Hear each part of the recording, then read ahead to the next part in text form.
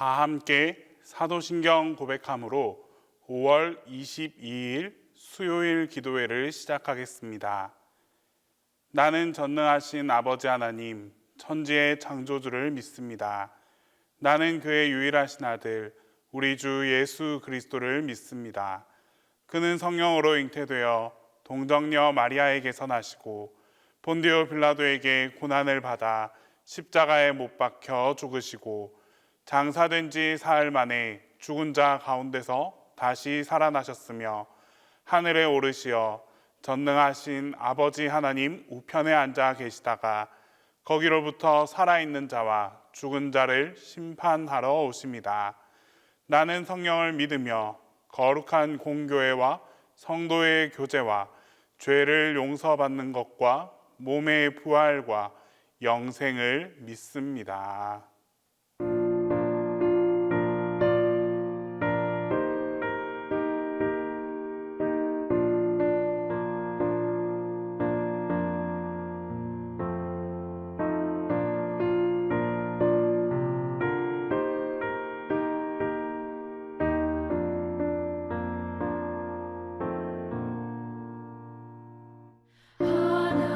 하나님은 외아들을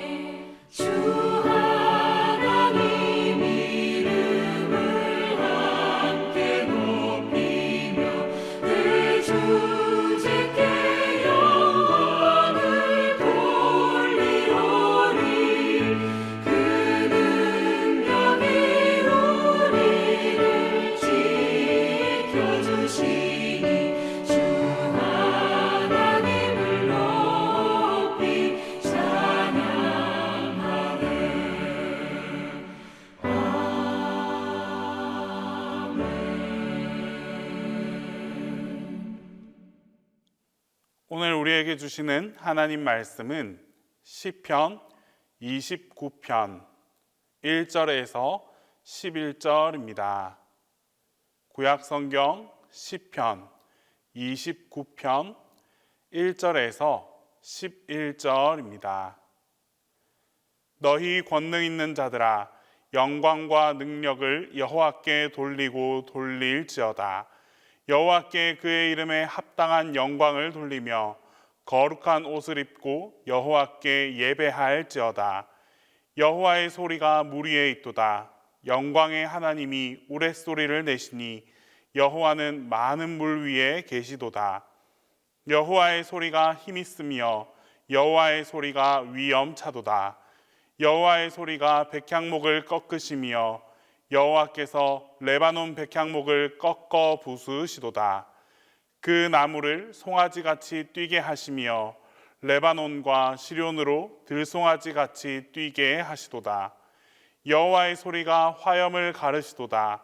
여호와의 소리가 광야를 진동하시며 여호와께서 가데스 광야를 진동시키시도다. 여호와의 소리가 암사슴을 낙태하게 하시고 삼림을 맑게 벗기시니 그의 성전에서 그의 모든 것들이 말하기를 영광이라 하도다. 여호와께서 홍수 때에 좌정하셨으며 여호와께서 영원하도록 왕으로 좌정하시도다. 여호와께서 자기 백성에게 힘을 주시며 여호와께서 자기 백성에게 평강의 복을 주시리로다. 지난 4월 26일 금요일 오후 미국 중서부 지역에 수십 개의 토네이도가 발생했습니다.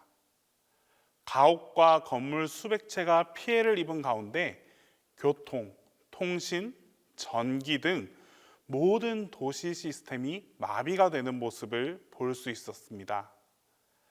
아무리 인간이 준비하고 또 대비한다고 하지만 이러한 자연재해를 마주할 때마다 자연의 무한한 힘 앞에 인간의 무력함을 느끼게 됩니다.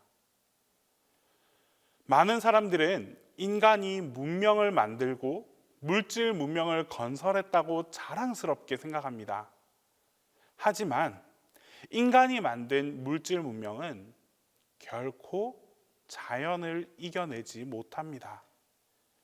비나 눈이 며칠만 지속되어도 인간이 만든 모든 문명은 자연 앞에서 맥없이 무너져 버립니다.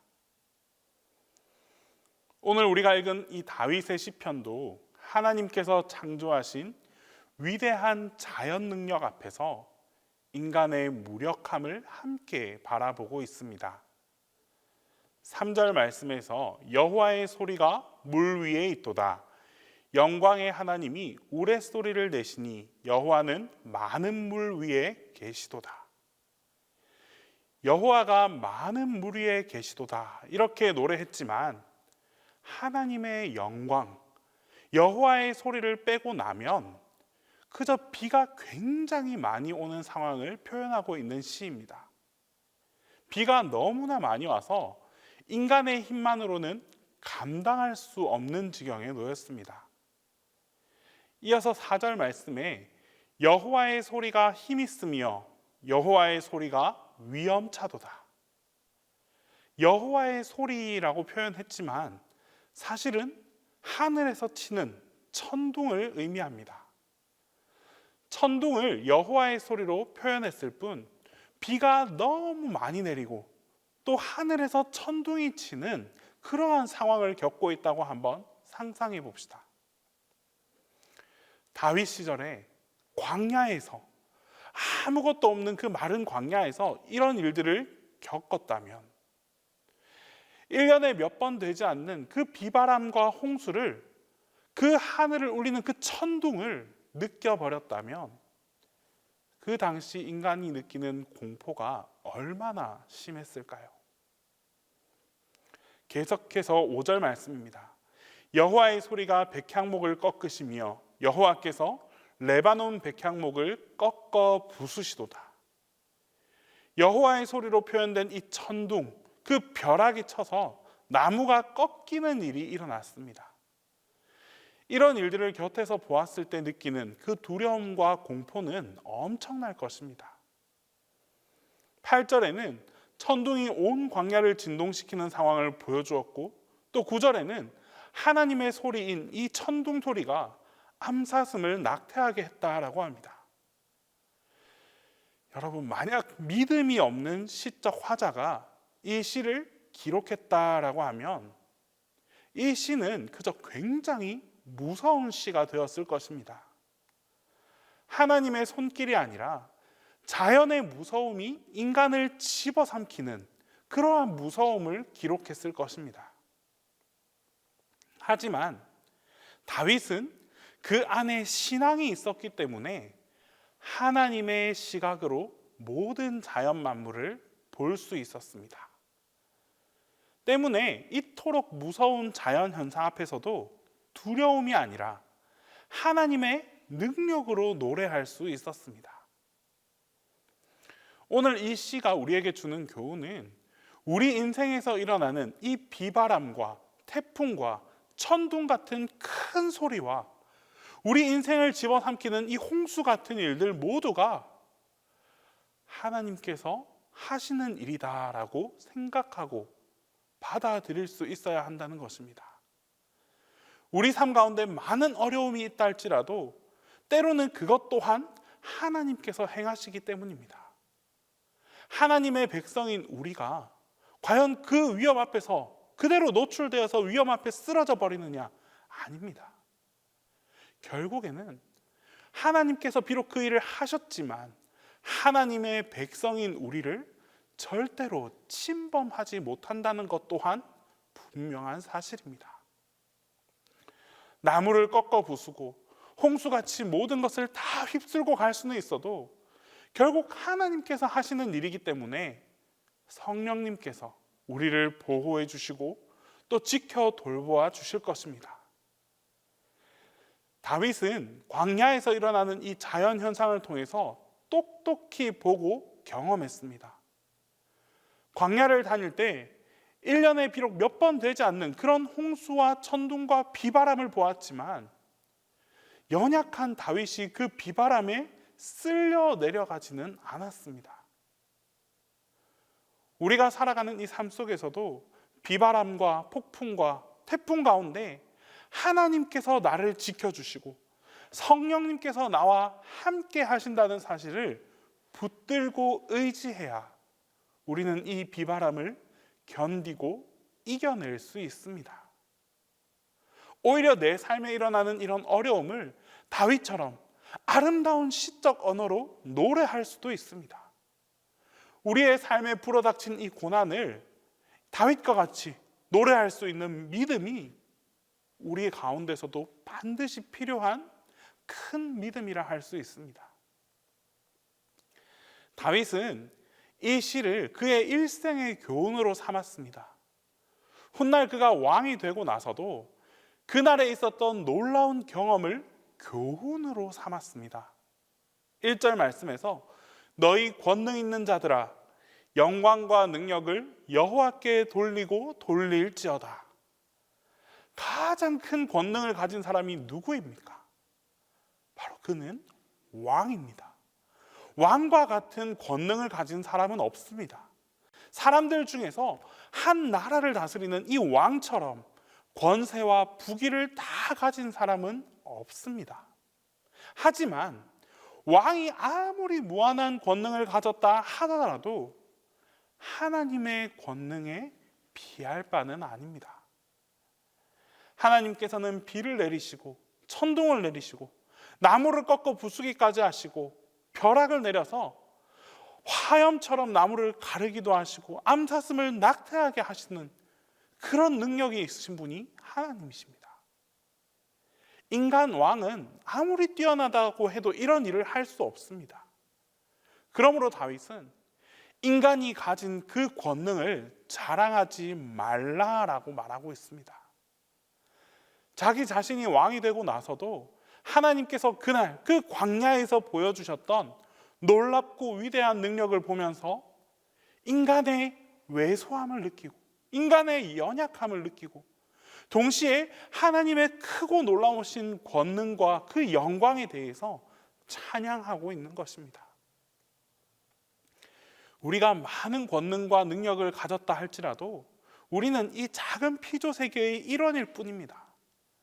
우리는 나무를 깨어 부술 힘도 없고 하늘에서 벼락을 내리게 할 힘도 없습니다. 우리가 자랑할 수 있는 것이 무엇이 있겠습니까? 우리가 가진 권능을 자랑할 것은 아무것도 없습니다.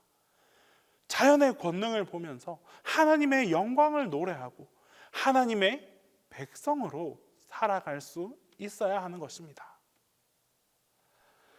오늘 하나님께서는 이 시편을 통해서 우리에게 교훈을 주십니다. 우리의 삶 가운데 불어닥친 이 환난 앞에서 하나님의 영광을 찬양하고 우리가 가진 이 작은 능력을 자랑하지 않아야 한다는 것을 말씀해 주고 계십니다. 이 말씀을 기억함으로 오늘 하루도 능력의 하나님 앞에서 겸손한 자세로 하나님께 영광을 돌리고 크신 하나님을 믿으며 나아가는 우리 모두에게 우리를 도우시는 성령님의 능력이 여러분 모두와 함께 할 것입니다. 기도하겠습니다. 이 시간 첫 번째로 기도할 때에 우리 이 모든 만물을 창조하신 하나님의 능력을 찬양하게 해달라고 기도하겠습니다. 두 번째로 우리 교우들의 직장과 또 사업터 가운데 축복이 넘쳐나게 해달라고 기도하겠습니다. 우리 마지막으로 동신교회와 또 담임 목사님을 위해서 우리 같은 마음으로 함께 기도하겠습니다.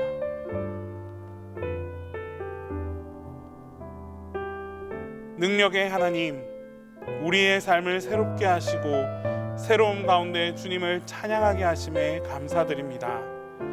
주님께서 허락하신 매일의 삶 속에서 주님의 능력을 바라봅니다. 주님의 능력은 여전히 부족함이 없지만 그에 비해 우리는 한없이 연약하고 부족합니다. 때문에 삶 속에서 마주하는 위기와 어려움 속에서 두려움과 공포에 둘러싸여 살아가고 있습니다. 주님, 연약한 우리에게는 위기와 환난일 수 있지만 모든 것을 초월하시는 하나님에게는 이것 또한 주님의 섭리이고 주님께서 역사하시는 과정이라는 사실을 고백합니다. 어떤 상황 속에서도 선하신 주님의 돌보심이 우리와 항상 함께한다는 믿음으로 살아가게 하여 주시옵소서. 주님, 동신교회 교우들의 삶을 지켜주시옵소서. 직장을 평안하게 하셔서 근심과 걱정이 아닌 보람과 감사로 근무할 수 있는 여건을 만들어 주시고 사업장 가운데 하나님의 은혜를 더하여 주셔서 날마다 감사가 배가 될 수 있는 축복을 허락하여 주시옵소서. 어려운 시기라고들 하지만 그럴 때일수록 주님을 더 바라보게 하시고 어려움 가운데 크게 역사하시는 하나님의 능력을 경험할 수 있도록 함께하여 주시옵소서. 주님, 우리 동신교회 교우들이 교회를 향해 한마음으로 기도하는 교우가 되게 하여 주시옵소서. 교회를 사랑하고 교회를 아끼며 교회를 위해 헌신할 수 있는 마음을 허락하여 주시옵소서. 그리하여 우리 동신교회가 성도들의 기도로 움직이는 교회가 되게 하시고 성도들의 마음이 연합되어 하나님께 기쁨이 되는 교회가 되게 하여 주시옵소서. 교회를 향한 교우들의 기도 가운데에 하나님의 크신 능력과 충만한 은혜로 응답하여 주시옵소서. 담임 목사님을 위해 기도합니다. 연구할 기간 동안 목사님 영육간의 강건을 더하여 주시옵소서. 하나님께서 주시는 새 힘과 새 능력을 통해 하나님의 사역을 감당함에 있어 더욱 큰 힘을 얻게 하여 주시옵소서. 타국에 계시는 동안 하나님의 날개로 보호하여 주셔서 안전을 지켜 주시옵소서. 이제 주님께서 가르쳐 주신 기도를 다 함께 하겠습니다. 하늘에 계신 우리 아버지, 아버지의 이름을 거룩하게 하시며 아버지의 나라가 오게 하시며 아버지의 뜻이 하늘에서와 같이 땅에서도 이루어지게 하소서. 오늘 우리에게 일용할 양식을 주시고 우리가 우리에게 잘못한 사람을 용서하여 준 것 같이 우리 죄를 용서하여 주시고 우리를 시험에 빠지지 않게 하시고 악에서 구하소서. 나라와 권능과 영광이 영원히 아버지의 것입니다.